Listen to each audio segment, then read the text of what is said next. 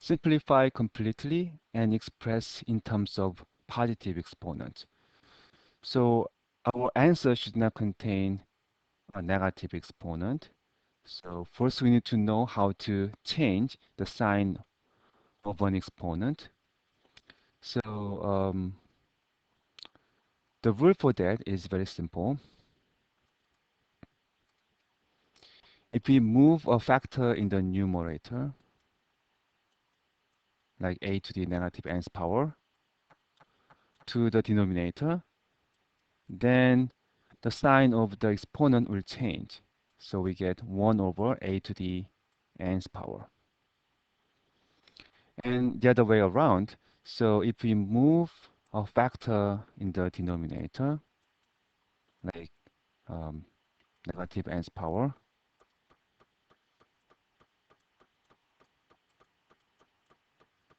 to the numerator, then the sign of the exponent will change. So we get a to the nth power over 1.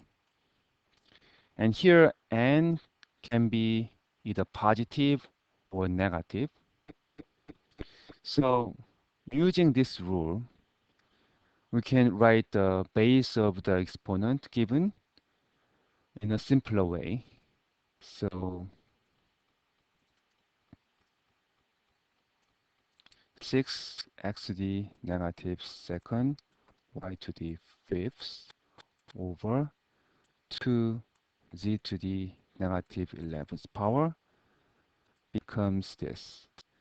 First, I can simplify the number of factors, 6 and 2. 2 is a common factor, so we divide them by 2, so we get 3 over 1.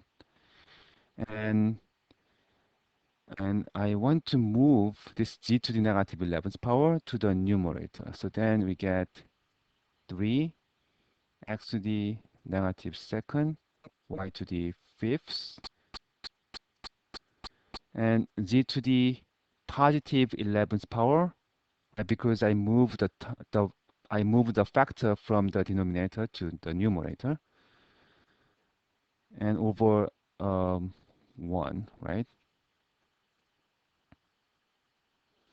So we don't need to write over 1. That is the same as just the numerator. So let me erase over 1.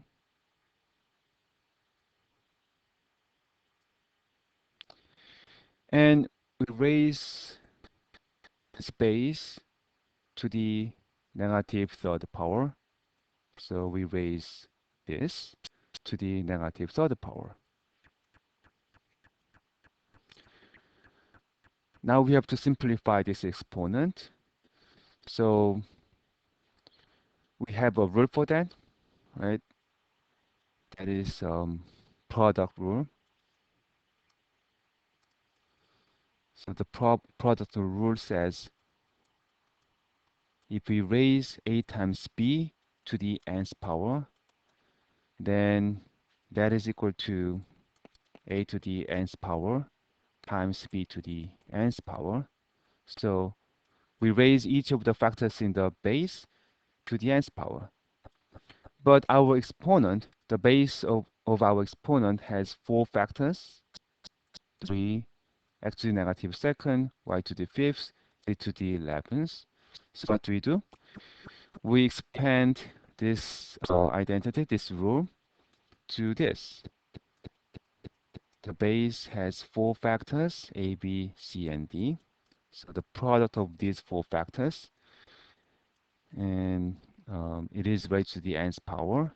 Then this equals a to the nth power, b to the nth power, c to the nth power, times d to the nth power. So we raise each of these 4 factors to the nth power. So we apply this rule to our exponent.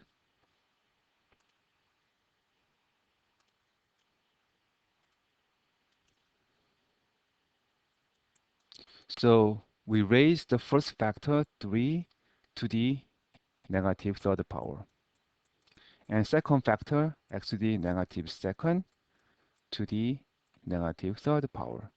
And the third one, y to the fifth, we raise this factor to the negative third power, and the last one, z to the 11th to the negative third power.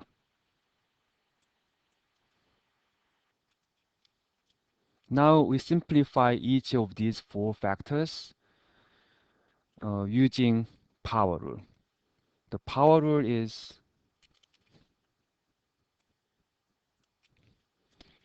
a to the m's power to the n's power equals a to the m times n.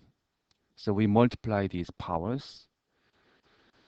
So the first factor here, 3 to the negative third, we leave it as it is for now.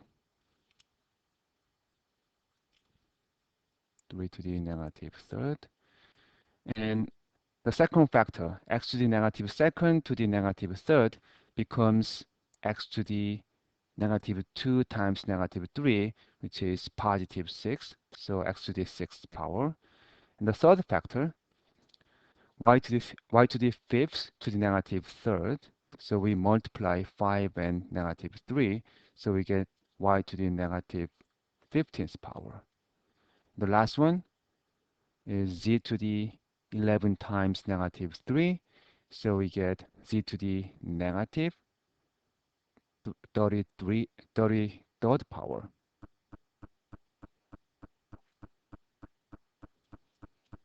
right? Negative 33rd. And then we need to change these negative powers to positive powers.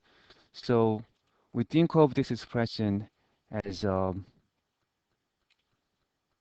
rational expression like this. And then we move this negative exponent to the denominator to change the sign of the exponent. So 3 to the negative third power will become 3 to the positive third power. And y to the negative 15th will become y to the 15th power in the denominator. And z to the negative 33rd will become z to the positive 33rd in the denominator. And in the numerator, only x to the 6th power will remain.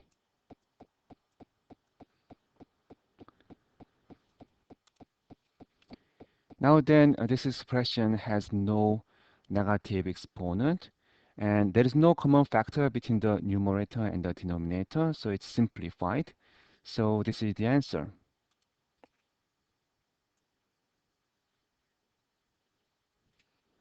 Thank you.